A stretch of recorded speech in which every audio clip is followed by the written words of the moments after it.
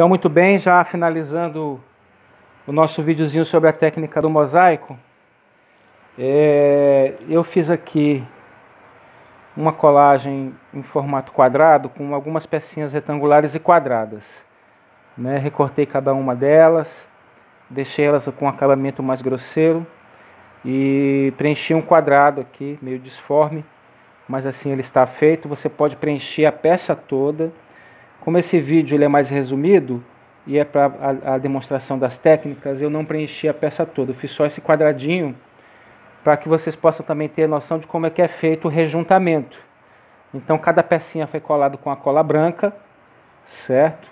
E nós vamos então, respeitando como foi feita aqui a distância entre uma peça e outra, de no mínimo 1 milímetro, de modo que a massa do rejunte vai penetrar entre uma peça e outra e vai garantir a segurança da colagem, certo? E vai dar uma durabilidade aí secular ao seu trabalho, né? Se você mantém ele fora do alcance da chuva e bem preservado, uma peça como essa aqui pode durar décadas, né?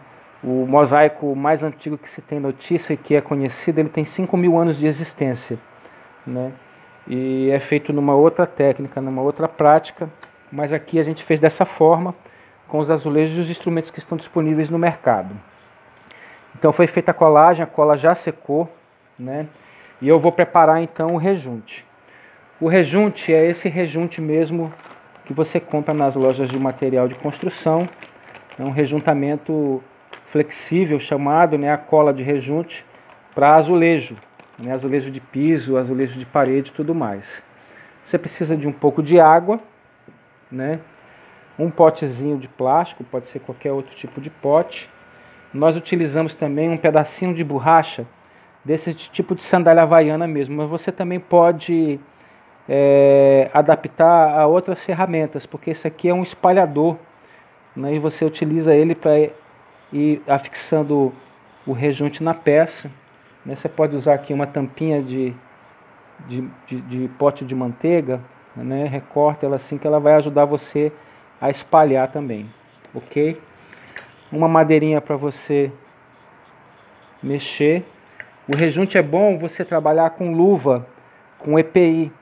Quando você estiver também cortando o azulejo, é importante você usar um óculos de proteção, tipo de EPI, porque ele pode lascar pequenas partículas que voam e pode machucar o seu olho ou cortar as suas mãos. Então é sempre bom você usar equipamentos de proteção. Nós já temos uma prática, já desde 2014, a gente já se cortou, já se machucou, já machucou o olho, já cortou a mão, já cortou o rosto, né? Nós temos o nosso material de EPI, acabamos não usando aqui, esquecemos de usar, mas nós recomendamos que as pessoas usem os equipamentos de proteção individual, por se tratar de um material cortante, ok? Para preencher esse pequeno espaço de azulejo, nós vamos usar aqui uma medida de rejunte de uma colher. Vamos colocar mais um pouquinho aqui, que aqui já é o suficiente, pode sobrar. Quando sobra a massa de rejunte que você utiliza no mosaico, a gente não joga fora, a gente vai tapando os buracos de azulejo que vão com o tempo soltando aqui no piso de casa, no banheiro. Você tem um buraco no piso do quintal que precisa tapar, então você reutiliza o restante da sobra, ok? Tá aqui um pouco de pozinho de rejunte. E a água você vai dosar também com a colher. Por que isso? Porque se você colocar muita água, o rejunte fica líquido e dificulta o trabalho, tá? Não ajuda se o rejunte ficar líquido, ele tem que ficar pastoso, como se fosse uma massa de bolo mais maleável, certo? Coloquei aqui uma colher, 2 colheres, um pouquinho a mais, certo? Usar aqui a madeirinha para misturar. Acho que coloquei um pouquinho a mais de água, o rejunte vai ficar mais líquido. Se isso acontecer, você acrescenta então um pouquinho mais do pó do rejunte até ele ficar um pouquinho mais grosso, certo? É importante que ele fique parecendo uma pasta. Muito bem, nós aqui já misturamos, é muito rápido, é simples o processo, né?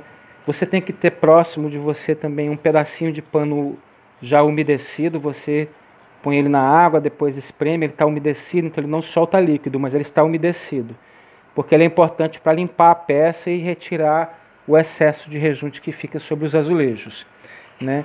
O ponto, mais ou menos, é esse aqui, ó, quando ele demora para soltar da madeirinha que você usou para mexer.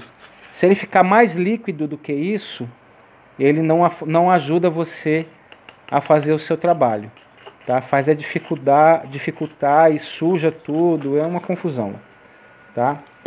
E aí você vai fazer o seguinte, tá aqui a pecinha, você vai colocar o rejunte diretamente em cima dos azulejos, como eu estou fazendo aqui, ó, certo? Pois muito bem. Veja, ficou aqui o rejunte. E com a borrachinha, você vai, então, ó, raspando, raspando, raspando até que o rejunte entre no azulejo. Eu coloquei muito, vou retirar um pouco do excesso.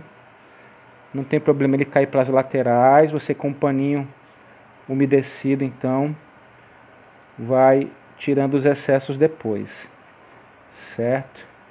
Então tá aqui, ó, vai passando, acrescentar mais um pouco aqui de rejunte, principalmente nas laterais. Ele faz essa melequinha na lateral aqui, mas depois com um paninho úmido você retira esse excesso. E no caso dessa peça aqui, como as laterais não foram preenchidas, você pode depois lixar esse excesso quando o rejunte secar. A secagem do rejunte é rápida também, tá? Um dia de sol como o de hoje, dia 5 de setembro de 2020, né? Tá fazendo muito sol, acima de 30 graus. Então a secagem do rejunte vai ser rápida. Então você vai passando a borrachinha por cima assim, ó, e pressionando para que o rejunte adentre nessa distância entre uma peça e outra e chegue até a superfície da madeira. E aí ele promove uma colagem, uma fixação maior do azulejo na peça. Certo? Você também pode já pegar o tecido, ó, umedecido, para tirar o excesso, tira os excessos da lateral. Muito bem. E já vai passando também o tecido em cima do azulejo, ó. Já vai ganhando uma outra forma visual, uma outra estética. O próprio tecido também já vai dando um pouco de acabamento nas laterais, ó. Certo? Se faltar alguma coisa para preencher, você vai ali e coloca um pouquinho no buraquinho ou no espaçamento que ficou faltando. Vai limpando,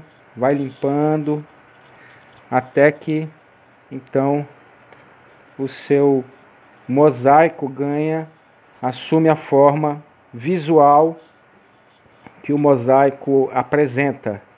Uma modificação completamente diferente do trabalho inicial. Essa peça, depois de secar, certo? Ela assume, então você vendo de perto, ela tem uma pequena confusão visual e vista de longe ela assume então o formato de mosaico. Você pode pintar esses espaços, você pode preencher com outros azulejos e continuar colocando o rejunte. Aqui atrás você pode forrar com tecido ou com papel, pode pintar.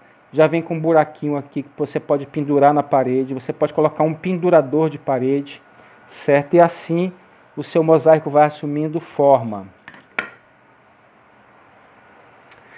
Assim como esse trabalho aqui ainda precisa ser finalizado, né, mas você já tem um demonstrativo das técnicas de corte, de colagem e de rejuntamento, você já tem mais ou menos uma ideia de como trabalhar o mosaico, né? A gente está desde 2014 estudando, a gente estuda hoje pela internet mesmo porque os cursos são livres. E aqui você tem um exemplo de uma peça já concluída, ó. As pecinhas foram cortadas, coladas com o distanciamento necessário uma da outra. Aqui você tem quadradinhos, você tem filetinhos, você tem peças triangulares, certo? Você tem um acabamento de pintura aqui na lateral. E aqui atrás foi colado um feltro, certo? E colocado um penduradorzinho aqui mesmo com o próprio tecido. Mas você pode optar por colar aqui os penduradores de quadro mesmo que você compra nas lojas especializadas. E dessa forma, então, você tem um quadrinho decorativo muito bonito, certo? Muito agradável aos olhos de quem os vê. E nós nos sentimos muito gratificados assim, por poder proporcionar a vocês o ensinamento dessa técnica, que nós continuamos aprendendo e temos muito prazer em repassar essas informações para todos.